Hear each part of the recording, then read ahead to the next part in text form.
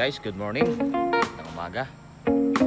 So, nandito tayo sa San Felix, Santo Tomas ata to. Duty na naman tayo. Tayo natin yung ating ginujulian. Yan, kung makikita nyo. Kami na namang motor na Honda. Kasi lakas na naman ang pull-out ngayon ng Honda. Yan, puro, nakita nyo, puro Honda Click. Ito, ABB. So, makikita nyo naman yung tulong din eh. Yan, sa loob.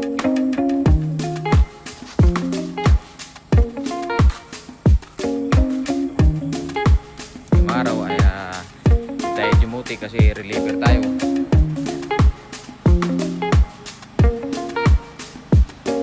Nag-reliever tayo kasi kailangan natin kumita ng malaking pera para makabayad tayo sa utang. Baon na tayo sa utang eh. Guys, kung makikita nyo.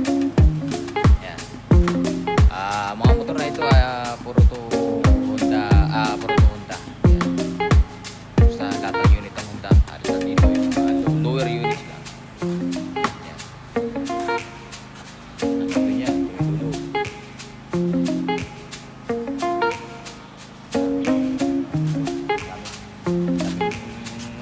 Ang daming motor ngayon niya kasi pull out niya ng Honda. Next week ano na ito, pull out na ito, padala na ito sa mga kanya-kanyang destination. Ang nangyayari kasi sa pag lumabas ang isang motor sa isang planta, nan na yan, may nakaruta na yan kung saan dadalhin.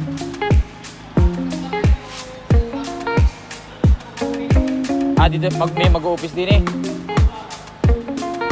Ayaw din eh. Matagal pa.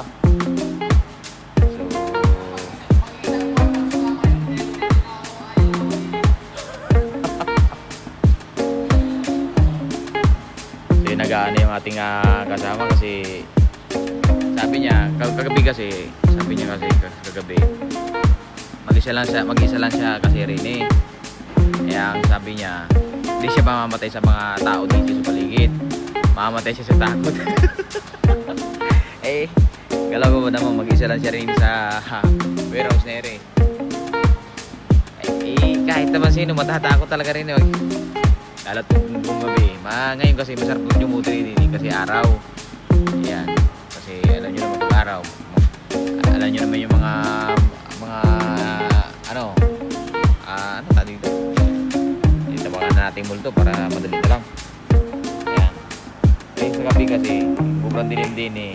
Kasi itong lugar na ito 8 years to napakante bago magkaroon ulit ng operation katulad dito. 8 years siya tapos ngayon lang uli 8 years siya napakante tapos ngayon lang uli nagkaroon ng operation. Yan nyo may yung lugar. Yan. Yung likod nito, ang asukal pa ng likod nito ay hindi natin masyado mapuntahan ko ng medyo maputik.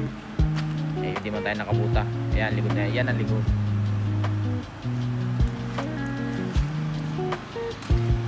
Yan. Talaga parang kaya di mo sabi kasi 8 years na bakante ito, baka tinatiran na ng mga paranormal activity. So balik tayo doon sa sa Honda. Ang Honda kasi ay bago pa maglabas sa planta yan ng motor, yan ay bawat isang motor may year na yung destination. Ganyan ang Honda. Pagka maglalabas sila ng Honda, ito katulad sa unit na ito, meron na itong destination kung saan ito dadalhin sa paglabas ito sa planta ng Honda.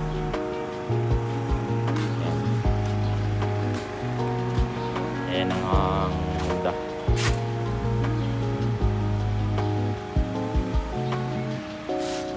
So makikita nyo yan.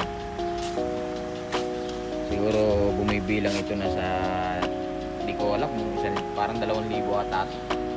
Hindi lang, 1,000 motor ata ito lahat. Dami ito ng dami motor, puro Honda yan guys. Yung bakong yan, hindi yan kasama. Hindi yan kasama. So guys, kung makikita nyo naman, kung nag-iisa ka rin sa lugar na ere, tapos gabi pa, eh talagang hindi ka mamamatay sa tao, mamamatay ka sa takot. Tinan nyo naman, halos pag wala nang mga empleyado rin mag-iisa ka na lang, yun ang kalaban mo. Kaya kung duty ka rin talagang kailangan nila kung may dala ka rosaryo para kahit paano, kahit mag-isa ka lang, malalabanan mo yung takot. Yun naman yung area. Talagang panagwardya ka dapat sa mga ganitong sitwasyon. Masanay ka kasi talagang may mga posting talagang ganito na dadaling ka sa mga ganitong lugar na yung mga ganito, yung bagong bugos sa warehouse, yung matagal nang hindi nagamit, tapos suupahan nila, tapos siyempre babantayan mo. Yan ang maganda sa pagiging gwardiya. Kalaban mo talaga takot, may kasamang takot talaga. Kaya halos lahat ng mga multo na may encuentro mo pag kayo napapaduty sa mga ganitong mga lugar Kaya ako naman may na-encuentro pero hindi ko na rin pinapansin. Pagka lalaki yung para pagkaramdam ko lalaki nagbumulto sa akin, hindi ko pinapansin. Pero pag babae yan, i-entertain ka.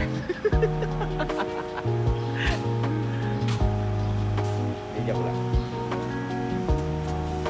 So,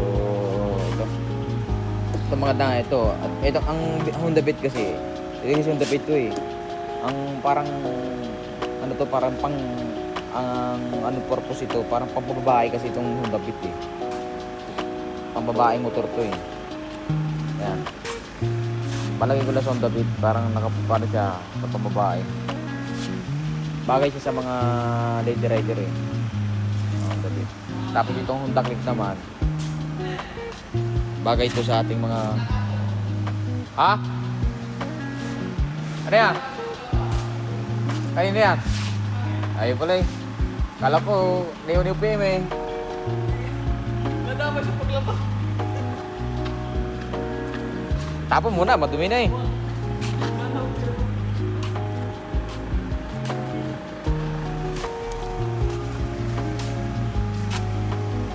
may tao dulo asin nga yun.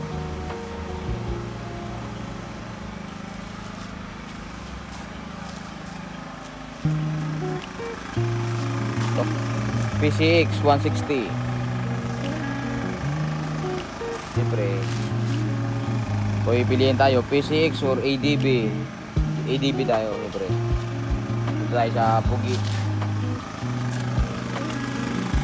ng mga PCX.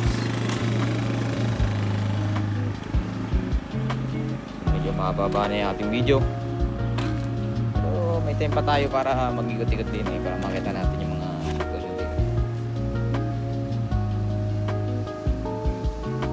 tao doon. Hindi natin alam kung anong pursuin para saan ba bakit siya nandito sa compound. Ay basta tayo mausip.